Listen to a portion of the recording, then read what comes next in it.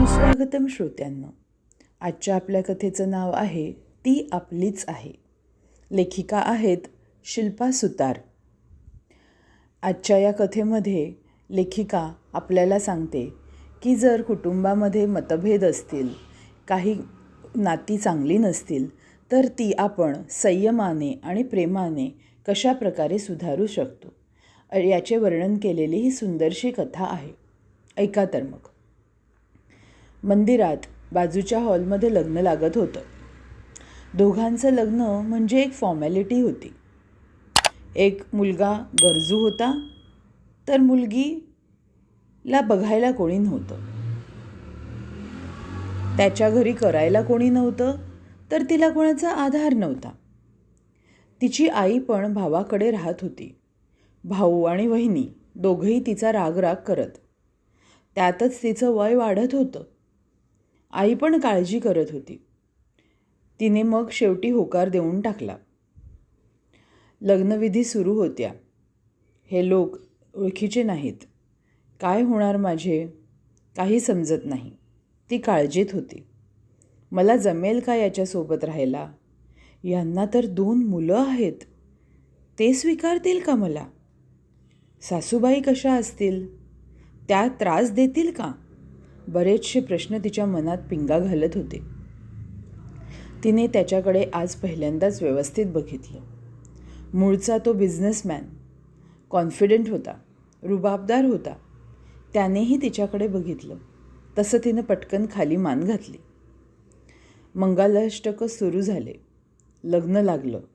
दोघांनी एकमेकांना हार घातले.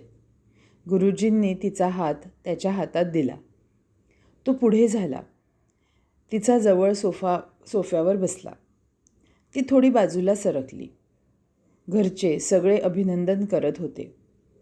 दोघांच्या घरचे खुर्चीवर बसून प्रोग्रॅम बघत होते. पुढच्या पूजा झाल्या, फेरे झाले. त्याने तिला कुंकू लावलं, मंगळसूत्र घातलं. ते चांगलं 4 तोळ्याच्या वरचं असेल. पाटल्या, बांगड्या, अंगठी, कानातले, नथ, पायातल्या साखळ्या, तसे सगळेच दागिने त्याने दिले होते. तिकडची परिस्थिती चांगली दिसते आहे, तिने अंदाज बांधला. त्यातल्या त्यात तिला समाधान वाटलं. दोघं उठले. मोठ्यांचा आशीर्वाद घेतला. जेवणाचा बेत छान होता. सगळं आवरलं. ते निघाले. नवरी प्रियांका आणि तिची आई थोडंफार रडले. बाकी सगळे प्रॅक्टिकल होते. काळजी घे बेटा, आपलं समजून राहा. आई तिला समजावत होती. तसं ती आईला म्हणाली, चांगलं राहावंच लागेल मला. मला कोणाचा आधार नाही. पण तू पण इथे नीट राहा. आता मी नाही तुझ्याकडे बघायला. ती रडत रडत आईला बिलगत होती. आणि तिला माहीत होतं आपल्या मागे भाऊ व वहिनी आईला व्यवस्थित बघणार नाही, म्हणून तिला फार रडू येत होतं. हे बघ, नाराज होऊ नकोस. तुझ्या घरचे चांगले दिसत आहे असं म्हणून आई तिची समजूत घालत होती. ती कारमध्ये येऊन बसली. तो त्याच्या मोबाईलमध्ये बघत होता. बाजूला त्याची बहीण बसली होती. चला, त्याने ड्रायव्हरला सांगितलं. कार निघाली. ती अजूनही खिडकीतून आईकडे बघत होती, रडत होती. त्याने तिचा हात थोपटला. रडू नकोस, मी आहे. तिला बरं वाटलं. समजूतदार दिसत होता. नवरदेव रघुवीर तसा 40शीतला, ती 30च्या आसपास. अगदी प्रॅक्टिकल लग्न. त्याला घर सांभाळायला कोणीतरी हवी होती. आईचं वय झालेलं. त्या नेहमी आजारी असायच्या, झोपून होत्या. अडनिडं वयातली 2 मुलं. बायको कॅन्सरने गेलेली. अलकाताई अधूनमधून येत होती. तिलाही तिचा संसार होताच ना. प्रियांकाचा तर प्रॉब्लेम थोडा वेगळा होता. ती नोकरी करत होती. तिथे तिचं एका मुलावर प्रेम बसलं. दोघांनी लग्न करायचं ठरवलं. सोबत वेळ घालवू लागले. तिला दिवस राहिले. ती घाबरली आणि त्याने धोका दिला. त्याचं आधीचं लग्न झालेलं होतं. त्याने तेही तिच्यापासून लपवून ठेवलं होतं. घरच्यांनी तिला समजवून मोकळं करून घेतलं. तोपर्यंत सगळीकडे बातमी पसरली होती. घरची परिस्थिती कठीण होती. त्यात लग्न जमत नव्हतं या कारणामुळं, आणि हुंडा द्यायला पैसेही नव्हते. वडिलांचं आजारपण, त्यात खूप कर्ज झालं. इतकं करूनही ते वारले. भाऊ आणि बहिणीला ती जड झाली होती. मी आईला सांभाळेल, पण हिला नाही. ती आणि आई वेगळे राहतील, असं भाऊ नेहमी म्हणत होता. लोक त्रास द्यायचे, रात्रीचे दार वाजवायचे. तिला समजलं असं राहण्यात धोका आहे. तिने स्वतःसाठी स्थळं बघायला सुरुवात केली. या वयात स्थळ मिळत नव्हते. आईच्या मावस बहिणीने हे स्थळ सुचवलं. श्रीमंत लोक आहेत, स्वतःचा बिझनेस आहे, सांभाळायला कोणी नाही. आईने होकार कळवला. ते भेटायला आले. त्यांनी त्यांची परिस्थिती सांगितली. ते प्रियांकाशी बोलले. 2 मुलं आहेत त्यांच्याकडे बघायचं. आई म्हणेल ते ऐकायचं. घरात कसली कमी नाही. तुला हवं ते करायला तू मोकळी आहेस. फक्त वाद आणि भांडण चालणार नाही. तिने होकार दिला. फक्त तिने होकाराच्या आधी त्याला विचारून घेतलं, तुम्हाला माझ्याबद्दल सगळं माहिती आहे ना? कारण मला काही लपवायचं नाही आहे. त्याने हो म्हणत मान हलवली. तसं ती म्हणाली, माझी चूक झाली, पण त्यानंतर मी कोणाशीही मैत्री केली नाही आणि यापुढेही असं होणार नाही. तसं तो म्हणाला, काही हरकत नाही. नंतर कोणी काही बोलणार नाही ना? तिने विचारून घेतले. तसं तो म्हणाला, काळजी करू नकोस. खरेदी वगैरे सगळं झालं. लगेच 1 महिन्यात लग्न झालं. आज ती सासरी निघाली होती. ती रस्त्याने गप्प बसून होती. रघुवीर, बहीण सगळे सोबत एका गाडीमध्ये बसले होते. भाऊ बहीण बोलत होते. ते घरी आले. बंगला छान मोठा होता. त्याला लाईटिंग केलेली होती. आजूबाजूला बगीचा होता. मध्यभागी कारंजा होता. कार मेन दरवाजासमोर थांबली. अलकाताई पळत आत गेली. तिने स्वागताची तयारी केली. तोपर्यंत प्रियांका आतमध्येच बसून होती. रघुवीर बाहेर उभे होते. घरात काम करणारे बरेच लोक कारकडे बघत उभे होते. नवी नवरी कशी असेल याची सगळ्यांना उत्सुकता होती. प्रियांकाला काही सुचत नव्हतं. कोण कोण असेल घरात? मी रोज इथे काय करणार आहे असे विचार करत तिला रडू येत होतं. उगीच लग्न केलं असं तिच्या मनाला वाटून गेलं. वहिनी आत चल, अलकाताईने आवाज दिला. तिला कार बाहेर येता येत नव्हतं. रघुवीर तिकडून आला. कारचा दरवाजा उघडला. ती हळूच खाली आली. लाल रंगाचा शालू आणि दागिने यामध्ये ती खूपच छान दिसत होती. पदरसावरून ती त्याच्याजवळ उभी राहिली. दोघांना बघून सगळ्यांच्या चेहऱ्यावर खुशी होती. नवीन मालकीण तर खूपच तरुण आणि सुंदर आहे असं मनोमन सगळ्यांनी म्हणून आनंदी झाले. अलकाताईंनी दोघांना ओवाळलं. दोघं घरात आले. आईच्या खोलीत गेले. त्या उठून बसल्या. त्यांच्या चेहऱ्यावर आनंद होता. पोरी ये, बस माझ्याजवळ.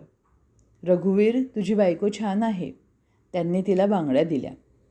तसं ती म्हणाली हळूच, आई आहेत माझ्याकडे बांगड्या, ह्यांनी दिल्या आहेत. अगं असू दे, राहू दे, घे, माझ्याकडनं घे, असं म्हणत आईने तिच्या हातावर थोपटलं आणि म्हणाली, प्रेमाने राहा दोघं. ते बाहेर आले. 2 मुलं आत्याच्या बाजूला उभी होती. अनिकेत 8वीत होता, निधी 3रीत होती. दोघं मुलं दिसायला गोड होती. ती त्यांच्याकडून तसं बघूत हसली. जवळ भेटायला गेली. ती निधीला भेटली. अनिकेतने तोंड फिरवलं. त्याने निधीचा हात धरला. तिला पुढे येऊन देत नव्हता तो. दोघं त्यांच्या रूममध्ये निघून गेले. वहिनी, तू नवीन आहेस ना, म्हणून ते लाजत आहेत, अलकाताई सावरत म्हणाली. ती काही म्हटली नाही. रघुवीर रूममध्ये निघून गेले. ती सोफ्यावर बसली होती. चल वहिनी, आराम कर. त्या दोघीजणी एका रूममध्ये आल्या. ती घरातल्या लोकांबद्दल माहिती विचारत होती, मुलांबद्दल विचारत होती.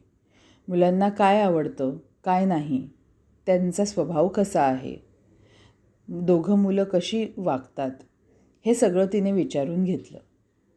तसं तिला सांगितलं ताईने, दोघं मुलं छान आहेत, पण आजकाल अनिकेत जरा चिडचिड करत होता. निधी तशी शांत आहे. नंतर तिने रघुवीरबद्दल माहिती विचारली. ते स्वभावाने फार सुंदर आहेत, समजूतदार आहेत, हे समजल्यावर तिला बरं वाटलं. सासूबाई नेहमी आजारी असायच्या, त्या झोपलेल्या असायच्या. ती कपडे बदलून झोपली. दुसरं लग्न असल्यामुळे इतर काही कार्यक्रम नव्हते. दुसऱ्या दिवशी सत्यनारायणाची पूजा होती. ती लवकर उठली. आवरून झालं. घरात काम करायला बरेच लोक होते. किचनमध्ये गेली तरी काही काम नव्हतं. ती डायनिंग टेबलवर चहा घेत बसली होती. समोरच्या पडद्याआडून निधी तिच्याकडे हळूच बघत होती. छोटीशी गोड निधी. आईविना पोर होती ती. अरे कोण आहे तिकडे, ये इकडे, तिने प्रेमाने हाक मारली. निधी तिच्याजवळ येऊन बसली. तिचा गोड पापा तिने घेतला. काय नाव तुझं? निधी, असं तिने सांगितलं. प्रियांकाने मुद्दामूनच बोलणं वाढवण्यासाठी नाव विचारलं होतं. चल, मी तुझी तयारी करून देऊ का? तुझी आंघोळ झाली आहे का? तसं निधी म्हणाली, हो, आंघोळ झाली आहे. प्रियांकाने तिची वेणी घालून दिली. दुसरी वेणी होतच आली होती तेवढ्यात अनिकेत तेथे आला.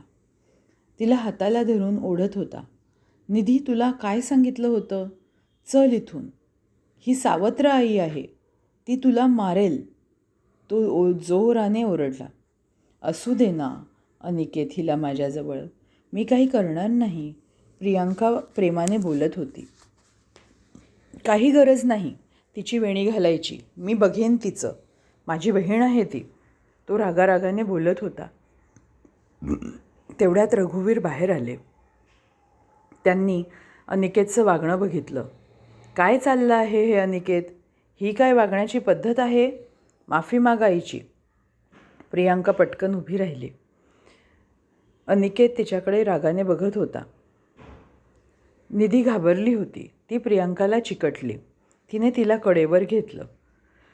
सॉरी प्रियांका, अनिकेत नीट वागत नाही, रघुवीर म्हणाले. काही हरकत नाही, ती म्हणाली. तसं रघुवीर तेथून बाहेर गेले. निधी अजून तिच्याजवळ होती. काकू, मी रूममध्ये जाऊ का? अनिकेत दादा बोलवतो आहे, तिने घाबरतच विचारलं. जा, पण मी काकू नाही तुझी, आई आहे, मला आई म्हणायचं. हो आई, दादा चिडला आहे, मी बघून येते, तू आम्हाला मारशील का? तिने निरागसपणे विचारलं. नाही नाही ग, मी तर निधीचे लाड करणार, कारण तू खूप गोड मुलगी आहेस. तसं निधी खुदकन हसली आणि म्हणाली, मी दादाला सांगून येते. ती आतमध्ये गेली. अनिकेत टेबल खुर्चीवर जोरात बसला, रागाने बसलेला होता. तो निधीवर ओरडला. निधी, तू का गेली होतीस तिकडे? दादा, अरे छान आहे ती. नाही, ती सावत्र आहे, ती आपल्याला मारेल, चटके देईल. आपल्याला तिच्याशी जास्त बोलायचं नाही, तिला त्रास द्यायचा, म्हणजे ती आपोआप घर सोडून जाईल. अरे दादा, पण तिने बघ ना किती छान वेण्या घातल्या माझ्या, चांगली आहे रे ती, तू बोलून बघ तिच्याशी, निधी दादाला समजवत होती. अनिकेत रागात म्हणाला, अगं बघ, आज पहिल्याच दिवशी तिच्यामुळे बाबा मला रागवले. तसं कोणी सांगितलं हे अनिकेत? हे बघ, हे वागणं चुकीचं आहे, अलकाताई आत येत बोलल्या. आता तू पण तिची बाजू घेऊन बोलतेस. अनिकेत रागाने बाथरूममध्ये निघून गेला. प्रेक्षकांनो, कथा थोडी मोठी आहे म्हणून 2 भागात येईल. पुढचा अर्धा राहिलेला भाग आपण उद्या ऐकूया.